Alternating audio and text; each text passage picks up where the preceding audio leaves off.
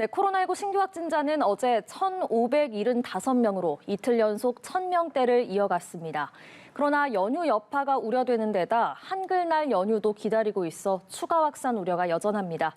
천은미 이대 목동병원 호흡기내과 교수와 관련 이야기 나눠보겠습니다. 어서 오세요. 안녕하세요. 네, 어제에 이어서 오늘도 1,000명대 확진자가 나왔습니다. 그런데 어제가 개천절 연휴였잖아요. 그러다 보니까 검사 건수가 줄어든 영향이 있어서 이게 확산세가 감소하고 있다, 이렇게 보기에는 좀 어려울 것 같거든요. 교수님 어떻게 보십니까? 네, 그렇습니다. 오늘이 사실 월요일, 평일의 월요일이라고 생각을 하시면 되거든요. 네. 월요일이 좀 확진자가 수가 작죠. 하지만 감염 재생산 지수가 1.2 정도로 지금 증가 추세고요. 네. 감염 경로를 모르는 것도 37% 가까이 약간 떨어졌지만 상당히 높습니다. 그래서 오늘까지 확진자 수는 저는 휴일 효과가 반영이 된 거라고 생각을 하고요.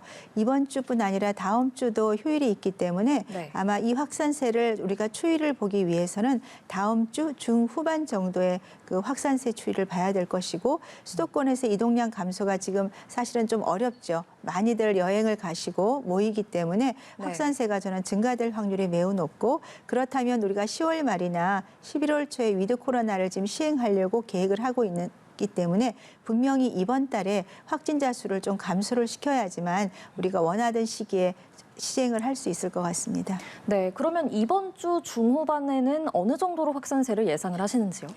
추석 연휴 직후가 가장 높았고요. 네. 그다음에 지난주엔 약간 감소를 했습니다만, 이 감소세가 다시 휴일 효과를 통해서 확산세가 된다면 아마 중후반 이후에는 추석 이후 정도로 다시 증가를 할 수도 있다고 생각합니다. 네, 그러면은 그 추석 연휴 직후에 한 2,000명대, 3,000명대 이렇게까지 올라갔잖아요. 그러면 네. 이번 주 중후반에도 한 그 정도가 될 수 있을까요? 이번 주가 아니라 다음 주 중후반에 더 효과가 많이 나타날 것이고, 네. 그리고 우리가 휴일 이후에 검사를 얼마나 많이 하냐에 따라 다릅니다. 그때 3,000명이 나올 때는 우리가 확진자 수가 많았던 건 양성률은 낮았어요. 그거는 휴일 이후에 많은 분들이 스스로 검사를 했기 때문에 임시선별 검사소의 확진자 수가 최고치를 도달을 했었거든요. 그러니까 이번에도 휴일에 모임을 하시거나 그런 분들은 스스로 검사를 해보는 것이 저는 굉장히 좋은 방법이라고 생각합니다. 네, 알겠습니다.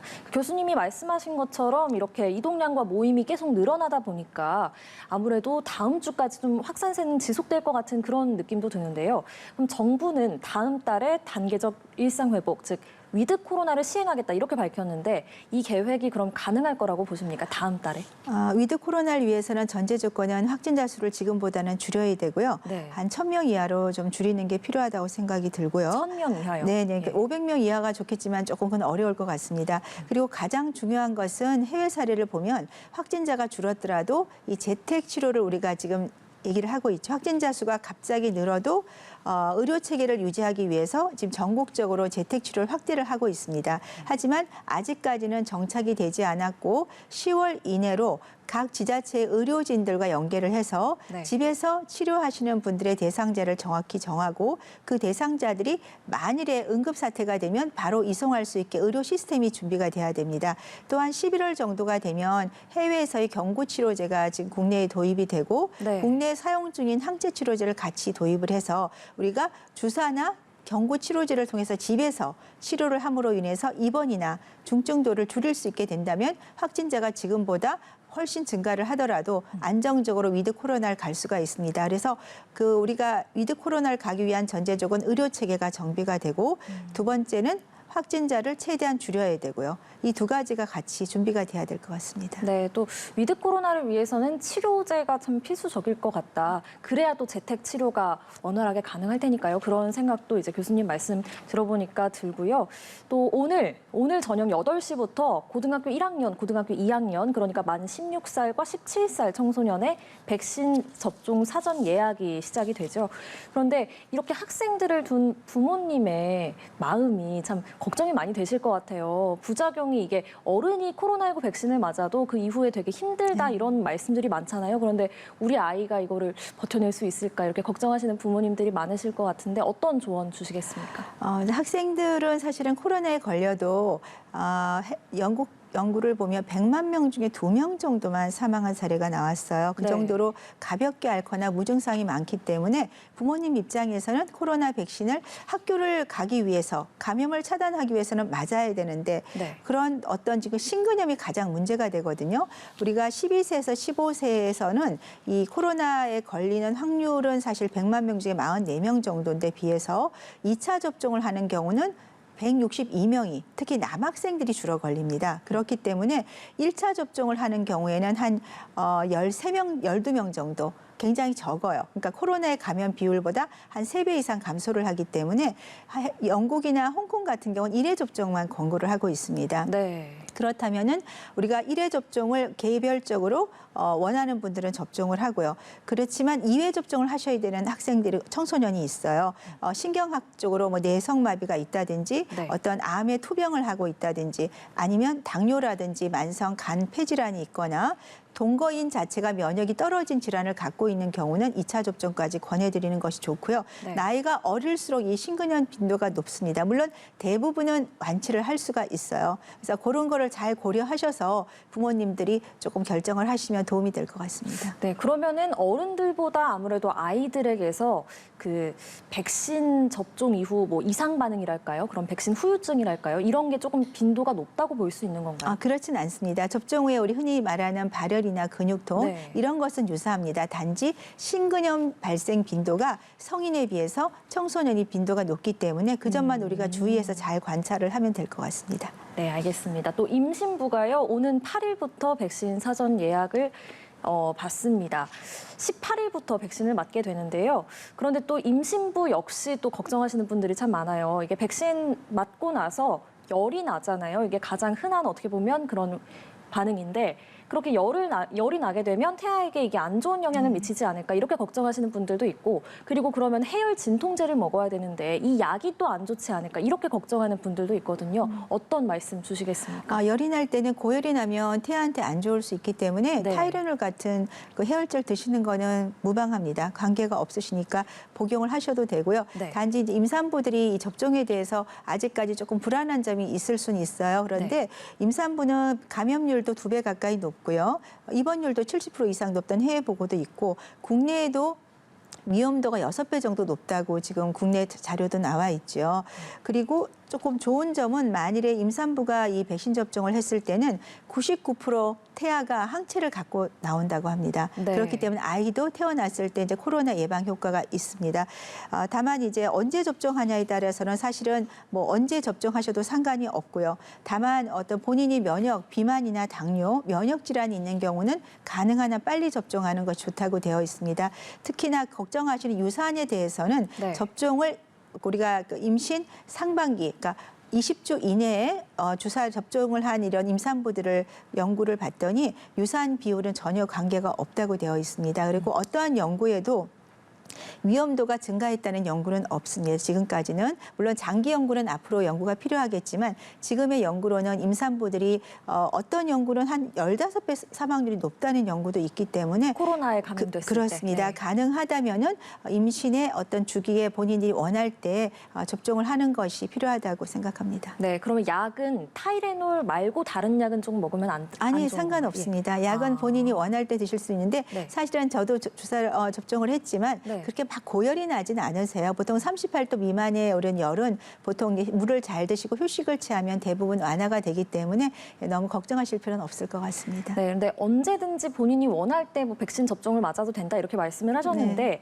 12주 이내 초기 임산부의 경우에는 전문의와 상의 후에 접종을 해야 된다 이런 얘기가 또 네, 있더라고요. 왜냐하면 예. 그 임신 초기에는 유산율이 가장 높습니다. 그렇기 때문에 어떤 경우 노산이라든지 몸이 안 좋은 경우는 유산기가 있을 수 있어요. 네, 그 경우에는 그 안정기를 지난 다음에 접종하는 것이 좋겠습니다. 네, 알겠습니다. 또 추가 접종인 백신 부스터샷 예약도 오늘부터 시작이 되죠.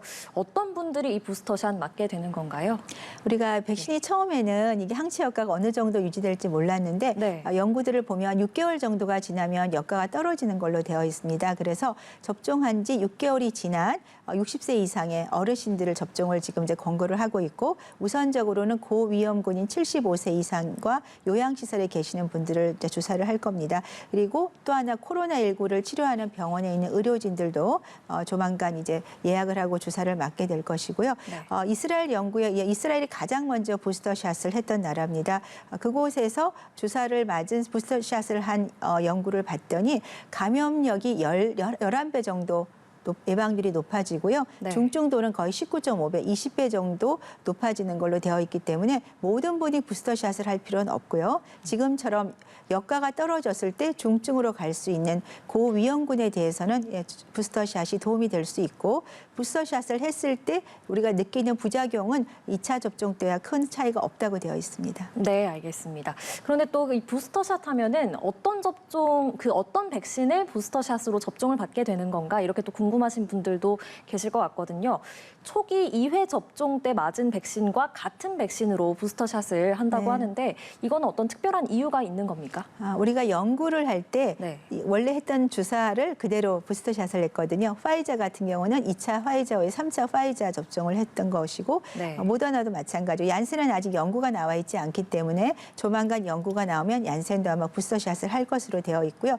특히나 우리가 2차 접종 후에 시기가 지나서 3차 접종 직전에 어떤 중화항체 역가와 3차 접종 후의 중화항체 역가 차이는 상당히 많이 나는 걸로 되어 있습니다. 그렇기 때문에 이제 고령자나 고위험군에서는 부스터샷이 필요하지만 우리 젊은 층이나 그런 분들한테는 항체 역가는 떨어지더라도 몸에서 어떤 면역을 기억하는 그런 세포가 있기 때문에 모든 분들한테 지금 권하고 있지는 않습니다. 네, 알겠습니다. 말씀하신 것처럼 한 차례 접종으로 끝나는 얀센 백신도 조만간 미국 식품의약국 FDA에 부스터샷 네. 승인을 신청한다는 소식이 있었는데요. 화이자는 그러면 이미 부스터샷 승인을 받은 거죠? 그렇죠. 화이자가 가장 먼저 부스터샷을 하고 있습니다. 네, 알겠습니다. 백신 패스 얘기도 좀 해볼까 하는데요. 국민 3명 중에 2명은 백신 패스 도입에 찬성한다. 이런 여론조사 결과가 나왔습니다. 하지만 또 한편에서는 이게 기본권 침해라는 그런 반대 목소리도 있는 건 또 사실이고요. 전문가로서 백신 패스 논란 어떻게 보시는지요? 네,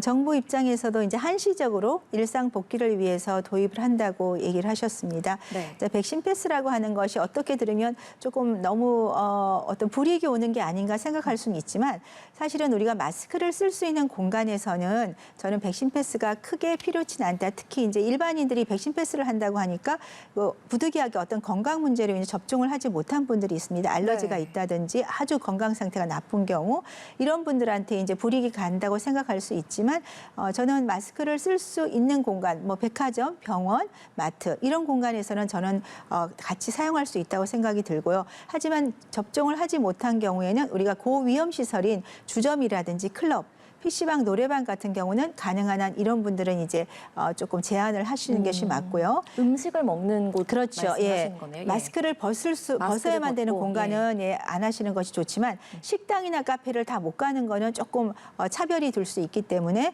시간을 제한해서 그러니까 우리가 뭐 7시, 8시 정도까지는 우리가 방역을 지키면서 이용을 하되 그 시간 이후에는 접종 완료자에 한해서만 이용을 하게 해준다든지 네. 그리고 다른 어떤 그 공간에서는 우리가 일상생활 공간은 이용을 할 수 있게 해주는 쪽으로 하게 되면 저는 큰 차별 없이 미접종자분들께서도 받아들일 수 있다고 생각합니다. 네, 또 그런 방안도 있을 것 같습니다. 김부겸 국무총리도요, 오늘 앞서 저희가 기사로 전해드렸듯이 미접종자에 대한 또 다른 차별이나 소외가 발생하지 않도록 그렇게 하는 것이 중요하다 이렇게 밝히기도 했고요. 또 질병청에 따르면요, 4차 유행 과정에서 확진된 사례의 92%가 백신 접종을 하지 않았거나 접종을 완료하지 못한 것으로 나타났다고 해요. 이런 결과를 보면요, 백신이 아무래도 현재로서는 아직 치료제가 없기 때문에 가장 유효한 방역 수단이 아닐까 이런 생각이 드는데 어떻게 보십니까? 그렇습니다. 네. 지금 치료제가 게임 체인저라는 얘기가 나오고 있지만 첫 번째는 백신으로 대부분의 사람들이 예방 면역을 갖고 있는 것이 가장 효과적이고요. 물론 돌파 감염이 되지만 되더라도 증상이 없거나 가볍게 앓죠. 물론 타인은 감염시킬 수 있기 때문에 네. 지금까지 마스크나 방역은 철저히 지키셔야 되고요. 치료제가 지금 개발이 되는데 그 장점이라고 할 수 있는 것은 이 치료제가 지금 50% 정도 입원율을 감소시킨 효과를 나타냈습니다. 그리고 네. 그 우리가 이 경구 치료제를 복용한 군에서는 사망자가 지금 나오진 않았어요. 물론 임상 3상 결과입니다만 그렇기 때문에 어떤 중증 질환을 갖고 있는 이 연구에서 60세 이상이나 뭐 만성 질환이 있는 당뇨나 혈압이 있는 그런 분들만 지금 포함이 돼 있어요. 그러니까 우리가 코로나에 걸렸는데 그런 분 중에 고위험군인 경우에 이 경구 치료제를 5일간 복용을 하면 그분들이 입원을 50% 줄일 수 있고 사망자가 나오지 않는다면 우리가 위드 코로나로 갈 때 그런 분한테도 입원율이나 중증률을 줄이기 때문에 그런 점에서 이 경구 치료제가 도움이 많이 될 수 있다고 생각합니다. 하지만 대부분의 분들이 감염을 시키지 않기 위해서는 첫 번째는 백신이 가장 유효한 방법이고 두 번째는 감염이 됐을 때 고위험군을 보호할 수 있는 효과가 이런 치료제라고 생각하기 때문에 네. 국내에서도 치료제를 적극 도입을 해서 이런 분들을 보호하게 되면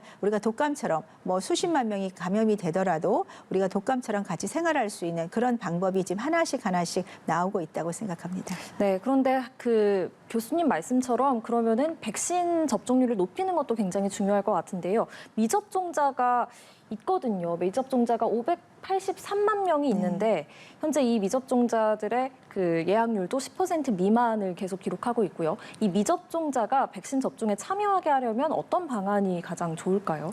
그러니까 60세 이상의 분들이 조금 걱정이 되죠. 이분들은 감염이 네. 되면 중증으로 갈 수 있기 때문에 이분들에 대해서는 본인이 기저질환이 있어서 못 맞겠다는 분이 좀 계세요. 저희 환자분 중에도. 그래서 그분들에 대해서 기저질환자가 이 코로나에 걸리면 굉장히 중증으로 갈 수 있다. 하지만 대부분 네. 또 이렇게 연령이 있으신 분들은 접종을 했을 때 젊은 분보다는 이렇게 부작용이 적은 경우가 더 많으시기 때문에 그러한 점을 좀 말씀을 해주시고 또한 어떤 부작용이 생겼을 때 조금 등록을 적극적으로 할 수 있게 해주셔서 의사분들이 사실은 이런 분들이 가끔 오세요. 부작용 사례로. 그런데 잘 모르는 경우가 좀 있습니다. 그 말은 새로운 부작용들이 나타나고 조금씩 약하지만 그런 네. 것들에 대해 조금 더 적극적으로 연구를 통해서 의료진들에게 지식을 주시고 또 그거를 환자들에게 치료 방법을 알려주시게 되면 좀 더 접종률이 올라갈 수 있고요.